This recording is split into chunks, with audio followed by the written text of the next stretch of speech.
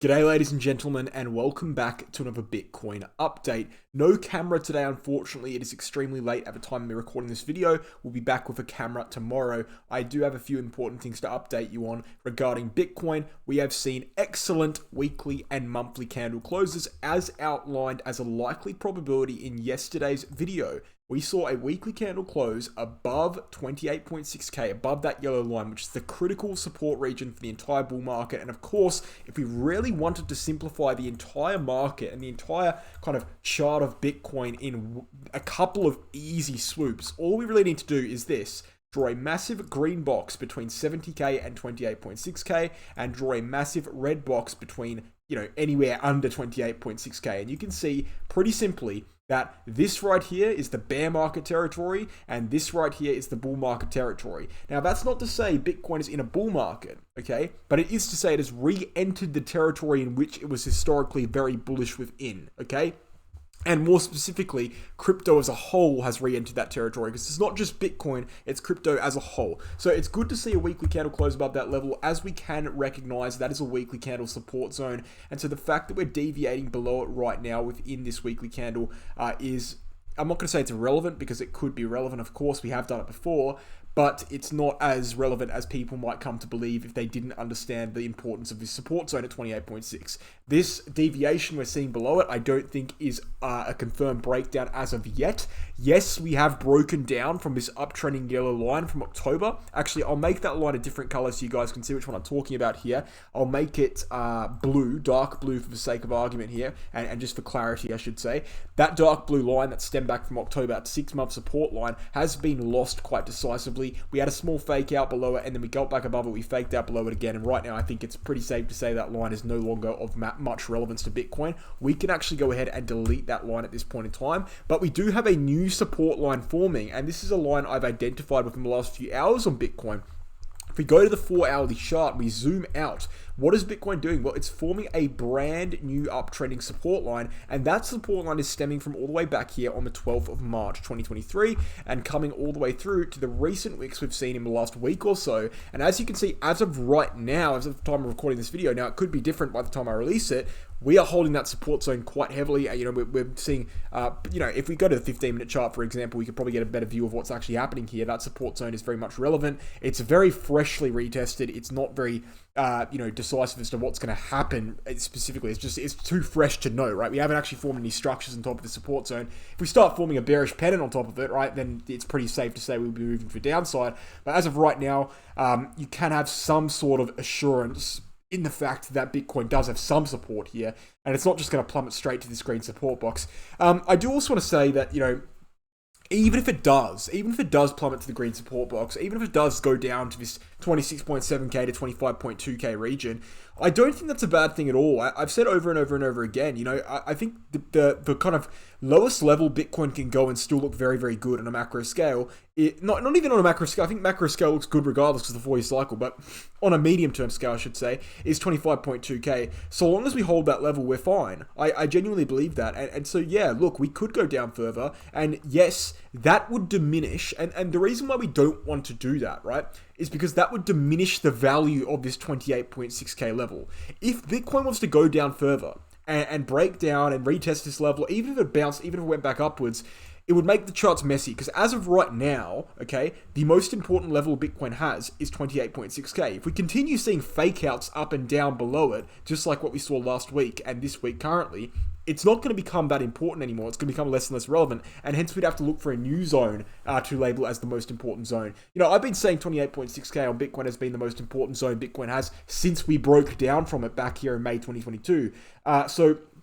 June 2022, sorry. So we want to be seeing it holding as the most important support zone. We don't want to see any deviations from that, especially considering the fact that in previous cycles, the level that is equivalent to 28.6k, such as 6k in 2018, which was the bull market support zone, that actually remained to be a relevant level throughout the entirety of the bear market and actually through to the bull market as well. So we want to be seeing that remain consistent. Remember, each component of the cycle is very important, and this is one of the components of the cycle. This horizontal support level we formed during the bull market, we did it in 2018, we did it in 2014, and we're doing it again now. So we want to be seeing it remain relevant. So although Bitcoin wouldn't look bad, per se, if it went downwards to retest this 25.2k level, although that wouldn't be necessarily a bad thing, it wouldn't be ideal just because of the messiness it would cause and the fact that it would make 28.6k largely irrelevant. But all in all, I don't think there's anything to be overly stressed about. We did have a fake out above this triangle formation, and that's become irrelevant, obviously. But as of right now, we're still holding support. I think that if you're going to take shorts, you should probably wait for the support line to break. And if you are going to take shorts, you should wait for the support line to break. You should make targets at around 27k, at around 26.7k, at around 25.2k. Those are probably your targets for a short position if it does in fact break to the upside, but break to the downside. Sorry, but there's no guarantee of that actually happening. It is also important to note that this line, given the trajectory of it, given the the sharpness of it, will eventually break. Okay, it's not going to remain bouncing forever. It's going to break eventually. It's just going up too fast for it to remain. So that is worth noting as well. It's just a matter of when. Now, look, if we break it to the downside and we're already up above 31.3k, that looks pretty good because we can just come back, retest this level, and then go up again. If we break it right now, it's okay because we've got support here, but again, it's not ideal. Really what we're looking for is weekly candle closes. So as long as Bitcoin corrects, whatever it does, and it remains above 25.2k, even if it goes down that far, so long as it comes back and weekly candle closes above 28.6, it's not actually a massive deal, just because it's a weekly chart support zone. As we noted at the start of this video, I didn't look into it too much. The monthly candle close did as well close, and we saw a pretty good monthly candle close above the 21 EMA. It's our second close above the 21 EMA, and that's pretty good for Bitcoin. We do know as a fact as of right now that Bitcoin is seeing a very, very strong monthly chart. Although the monthly candle we just saw wasn't, in terms of the candle structure itself, wasn't particularly ideal. We saw a doji candle, which is a candle of reversal.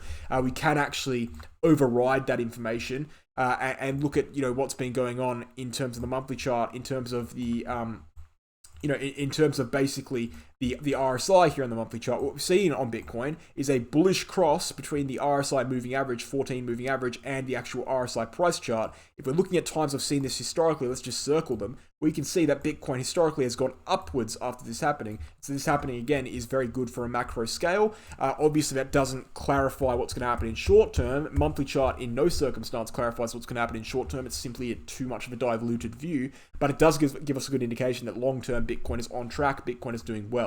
And that's where we lead into 4-year cycle theory. Of course, 4-year cycle theory is still on track and still doing well. And I do want to say as well, guys, there's no particular obligation for Bitcoin to do anything at all other than stay above the 15.4k low until the actual next bull market after the halving. As of right now, Bitcoin's in no man's land. Bitcoin's in, not no man's land, but it's in the dark, right? We don't have to do anything, in particular. We don't have to go up a certain amount. We don't have to go down a certain amount. We don't have to hold certain levels. So long as we don't go down to new lows, we are basically on track with the 4-year cycle theory. Now, ideally, we hold things like the 21 EMA on the monthly chart, which I just deleted, which is basically the blue line we just got above on the monthly candle close. There are things that are ideal, but ultimately the 4-year cycle is based on highs and lows. So long as we're in between highs and lows, and then so long as we make a new high in Q4 2025, we're all good and it's still on track. So that's what I'm really looking at there. I think the 4-year cycle looks very good. I don't think we're in danger at all from a cyclical perspective. I think the danger really comes from that medium-term, short-term perspective when we're looking at this uptrending support line, which could be Bitcoin on very thin ice here. We'll have to wait and see what happens with it. It's quite hard to get an indication of what exactly is going to happen, given the fact that we haven't seen any real time spent on that support line yet. I do know that on the daily chart, let me go ahead and bring it up. We do have quite a compelling RSI kind of structure going on here. We have a downtrending line on the RSI and an uptrending line on the RSI, and that means we're coming to a compression on the RSI. Eventually, it's going to break to the upside of a downside, and that will basically, that will foreshadow a move on Bitcoin on the price chart. And look, here's the thing, right? The good thing about Bitcoin right now as well is I think the RSI is a very strong indicator on Bitcoin, okay? Now, when the price chart fails to give you, evidence of support or evidence of where we're going to bounce, evidence of where we're going to reject, the RSI generally does a good job of clearing that up. Okay, so it's pretty hard to tell on Bitcoin whether we were going to reject here exactly, here exactly, here exactly. But you can see the RSI kind of showed the way for us. We rejected from a line on the RSI that wasn't there on the price chart. The same thing with support. It was pretty hard to tell where exactly Bitcoin was going to bounce over here, where exactly it was going to bounce over here, where exactly it was going to bounce over here. You can get a good idea, but it's hard to tell exactly. The RSI line, a linear line, a straight line on the RSI, showed us exactly where those bounces were going to occur. So if we do go down further, if we do correct down further on Bitcoin, we can actually look for the RSI line to give us support rather than the price chart, which is pretty messy, right? Because we've been in this price region, between, or should I say above 15K. We've been there for 3 years now. So it's getting messy, okay? And sometimes these horizontal lines, when they've been crowded up with so much price action, so much price history, they do get messy, but the RSI will clear that up for us. So if we do happen to go down to 25.2K, there's a very strong chance that could,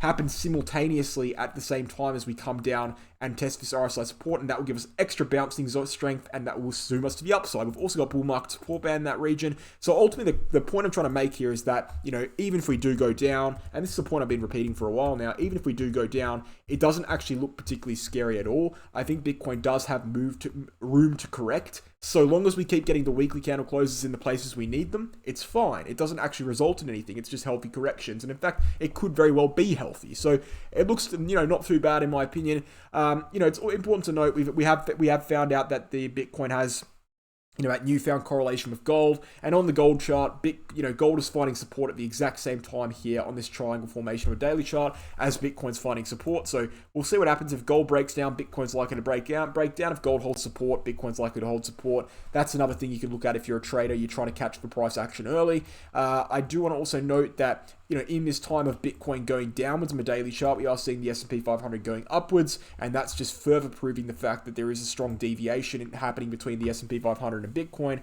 and that's further proving that we don't need to be necessarily worried about the S&P 500's price action. We can look at Bitcoin independently because they are acting independently at this point in time. Bitcoin transactions, okay, and I don't look at on-chain too much, but I am going to look at it today. Just briefly, this is just one chart here. Transactions on the Bitcoin network daily as a 7-moving average have reached all-time highs, and this just goes to show, that even in this period of time in which we've seen very, very negative price action throughout the entirety of 2022, Bitcoin is recovering very, very strongly, which is consistent with what it's done in previous cycles after the bear market low has come in, and Bitcoin's actually reaching new all-time highs in activity on the network. So that's great to see. Bitcoin's by no means dead, and it's happening at the same time that we formed a newfound correlation with gold, which is, excellent because it's consolidating Bitcoin's label as a digital gold, and that's finally going from theory to fact at this point in time. The data is reflecting that. So, overall, I think long term we're seeing good stuff all around the board. It's just, as I said, the short term we do need to be a little bit cautious about. We do need to be watching quite a lot. It does look like, just as I'm making this video, we are seeing that support hold, but again, that could change. We've only been holding it for 15 minutes, 20 minutes by the time I'm making this video, so we'll have to wait and see, and we'll give you an update on it tomorrow, guys. But that's basically what we're looking at there, and I hope you found the video useful. Before we end it, I would appreciate it if you guys go and sign up to the BitGet Exchange using my referral link. You're helping me as a creator here, creating content for free on YouTube, but you're also helping yourself, right? Because you're getting access to the BitGet Exchange, which is an exchange you're getting 5 times lower fees than Binance. You're getting non-KYC, and with my referral link, you're getting a 15% discount on trading fees for life. If you use this exchange for years with a 15% trading fee discount for life, you're going to save thousands of dollars, guys. So go ahead and do that if you're interested. My referral link's in the pinned comment below. The description below.